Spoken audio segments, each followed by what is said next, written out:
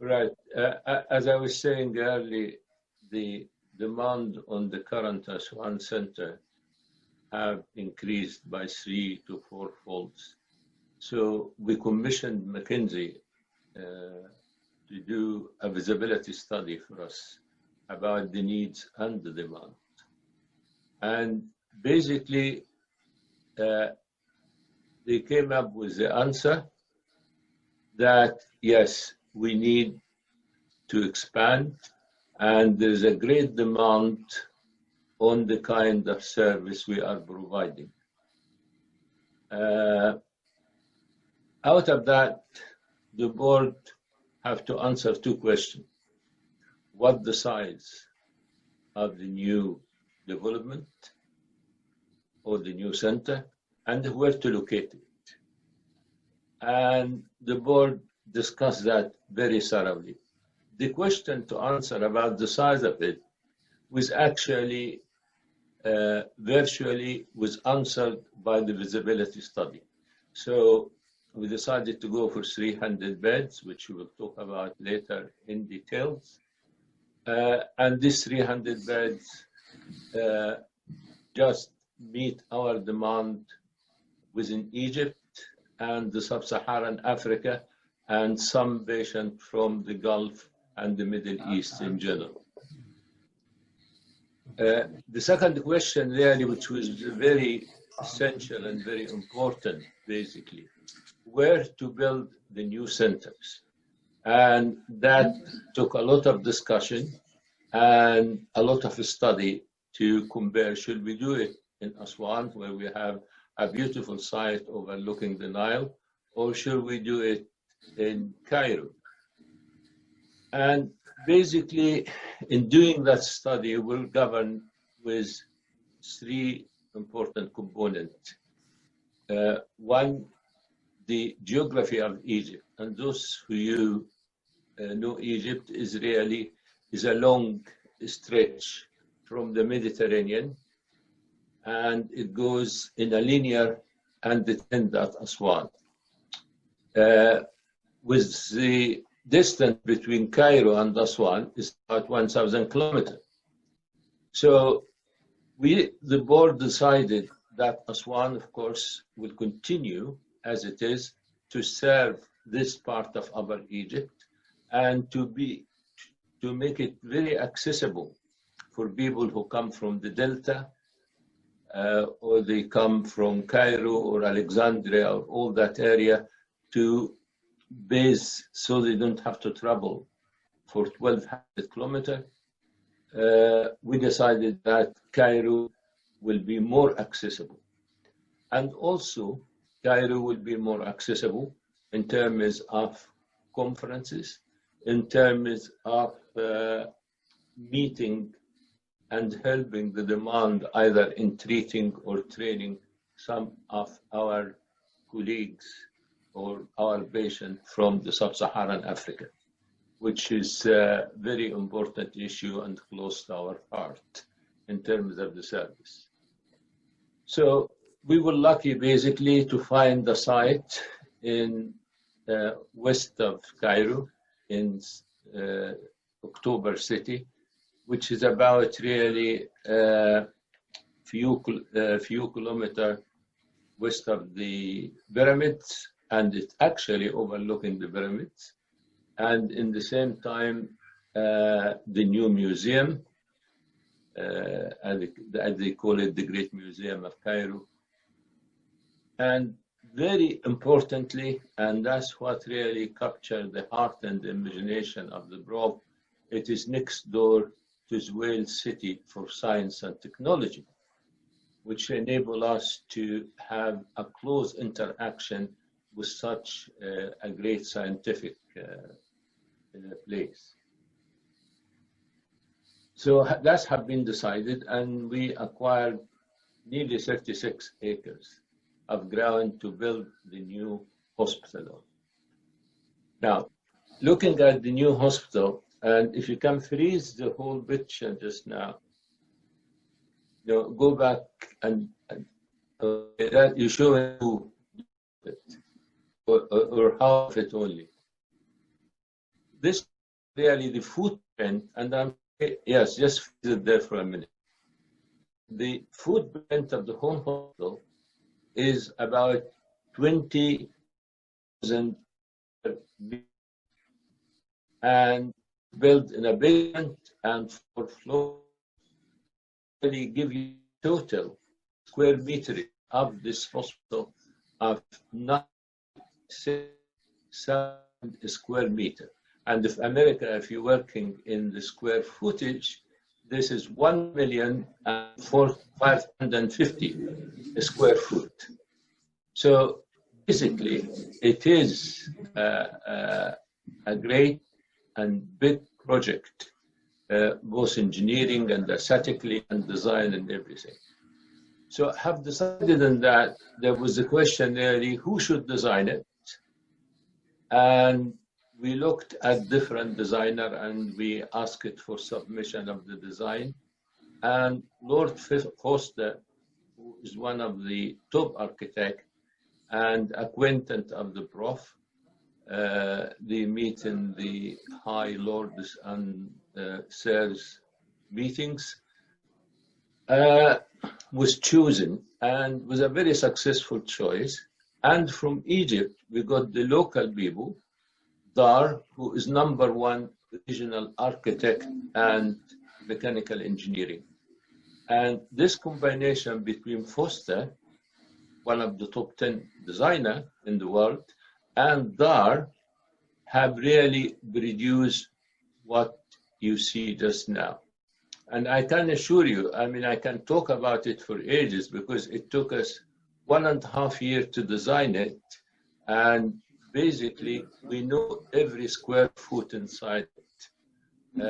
It's really designed in such a way to provide the best healing environment for the patient and the best quality service to the patient, and with maintaining their dignity and privacy to the highest.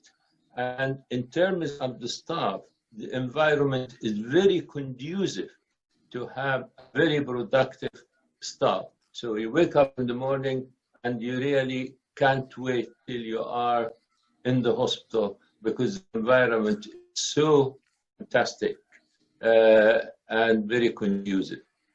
Of course, we have this problem with in the first site we're overlooking the Nile, so we decided to create an artificial huge lake, which you can see, which this lake plus landscape is accessible to the patient.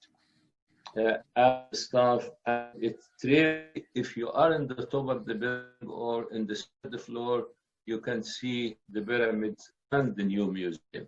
Is everybody hearing me so far? Okay. Have said that, let me tell you more about what this hospital consists of. The basement, of course, where it is where we have all auxiliary service from kitchen, laundry, storage, etc. That all in the basement floor. And you go into the ground floor, and that's where you will have a fantastic outpatient for the pediatric, for the children, and outpatient for the adult, attached to a huge diagnostic center and laboratory and echo and whatever you can imagine you need for providing a first-class quality cardiac service. In that building as well, in the ground floor, there is 4,500 square meters for research purposes and is being designed by one of the top lab designers. You move out of all of that, we have an emergency center which will take all the, will deal with the primary coronary care when people have heart attacks and they really come. And this experiment, this work which we've been doing in Aswan have been very fantastic. And the time really from admission to catheter, how many minutes, Gindi? Gindi, Door to balloon. 54. Yeah. So this is really better than a lot of center in UK and UK. And it was the it really based itself with the best in the world. Then you move to the first floor, and there where this is the complex, which is the heart of the hospital, where you have 5 and 5 including hybrid. Theaters and cath lab come completely encapsulated and isolated, so we'll have best control over any infection during the procedure or surgery or whatever. And attach it to it in this, remember I'm talking about 20 square meter. So we have the theater and the cath lab complex, and next door to it, you have 120 beds of intensive care facility. So basically from theater to intensive care in the same floor and vice versa. The intensive care facility is divided into 8 small units of 15 each, and it caters for anything from neonate to coronary care to adult intensive care facility is really, and all the adult intensive care facility are in single rooms, and the children is rather more an open, and the neonate are open because we needed to provide more closer and direct. Have said that seeing is believing, really. Now, you move into from that into the 3rd floor. Now, what I really needed to say, we told the designer, the Prof and I, said to the designer that we're not building another hospital. That, get it out of your mind. If you think we're building another hospital, we're not. We're building a center, okay? Building a facility. And this center, basically, we told the architect we needed to provide quality treatment, training, education, and apprenticeship, 3, research. So when you move into the 2nd floor, I talked about the ground, the 1st and the 2nd. The 2nd floor really have the innovation center on 5 square meter, and it have the education and apprenticeship center, which is really in another 20 square meter. And then we have the canteen and the restaurant and the recreation facility for the staff and the visitor, and some of the patients who are well off. And finally, we have the admin block. And I really can't buzz the admin block very easy without remembering the famous word for the Prof.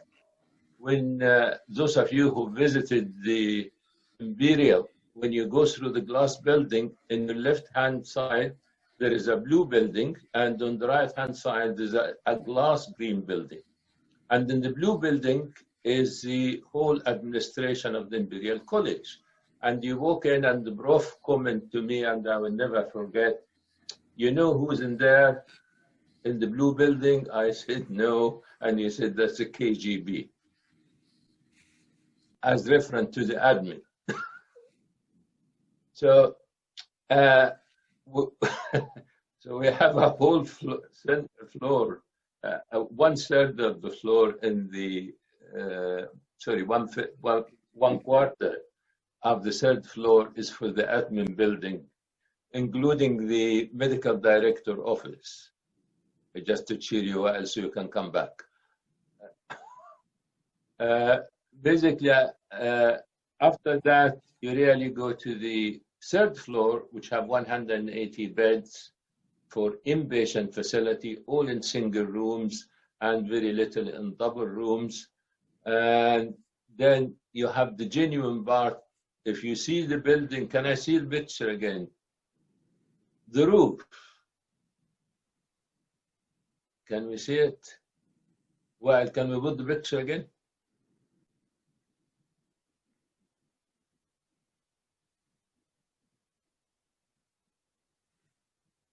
I will call them. We'll have the picture now. Okay. The very special feature is, and that's really what Foster came up, which was aesthetically looks fantastic. It looks like the Dramadella design in Australia, but it's not. And these things house underneath it a massive space, a free creational space, which we really will provide all sorts of roof garden, if you want to call it, and it is covered roof garden. So it will be, and this coverage is actually environmentally friendly, because in the cold weather it heats, and in the hot weather it cools automatically without using any kind of energy. Now,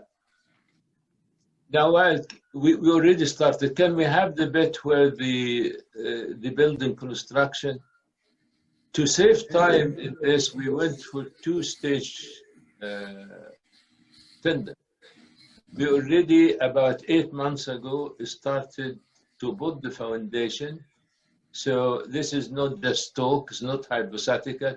It is here to see, and there is a fantastic picture, which video, which will really make you, give you a feeling of how big and how nice the.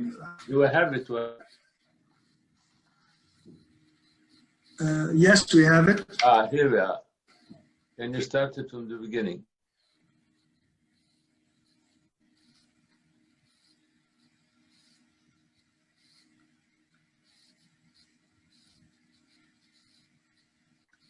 As you're looking now into the foundation, and this huge foundation is really 20,000 square meter of foundation.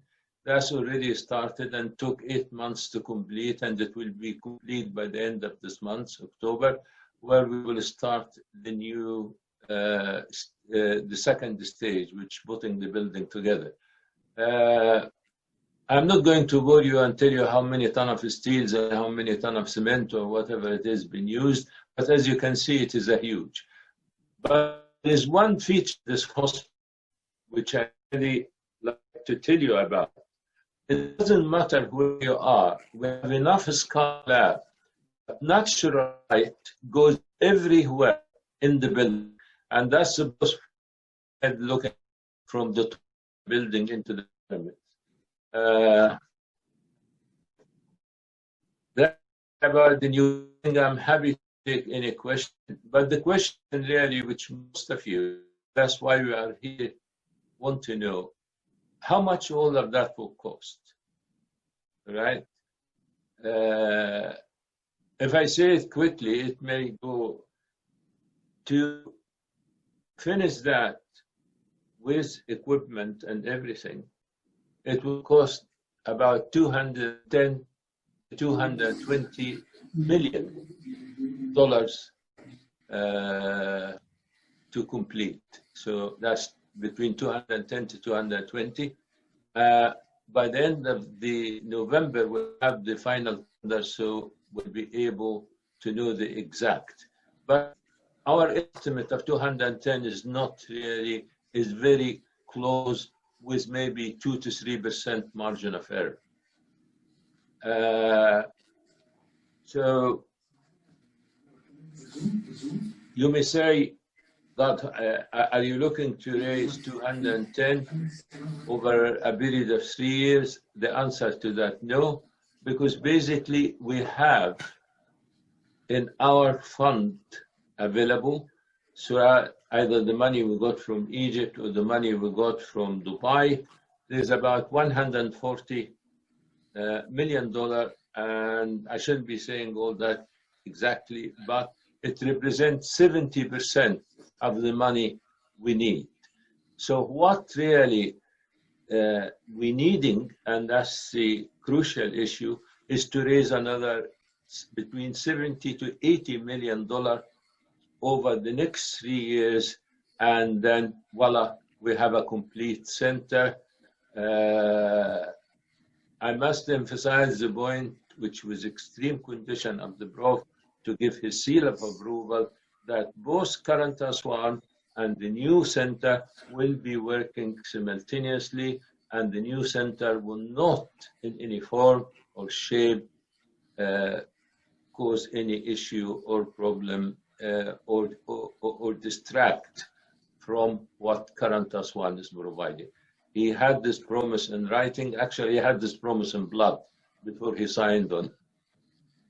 At that stage, I talked enough, and I leave it at that and take any questions. Prof, do you have any comments? No, I think he said it all.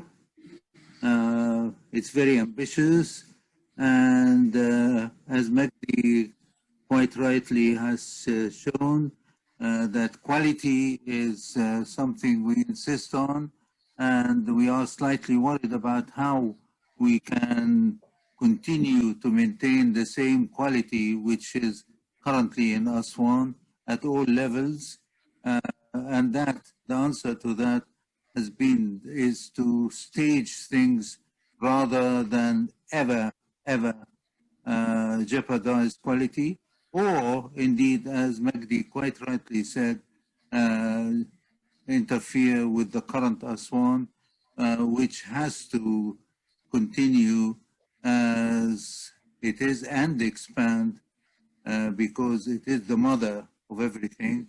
So it is very ambitious, as you have seen from Magdi's excellent, incredible presentation about every detail.